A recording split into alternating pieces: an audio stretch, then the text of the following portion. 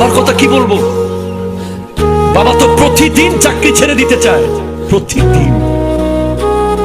বসের বকা, অফিসের প্রেশার, কত কষ্ট। বলে আজকে থেকে আর অফিসে যাবো না, কালকে থেকে আর আসবো না। আবার বাসায় এসে দেখে ছেলের পরীক্ষার ফিস, মেয়ের বিয়ে সামনে, ঘর ভাড়া, বিদ্যুৎ বিল, পানির বিল।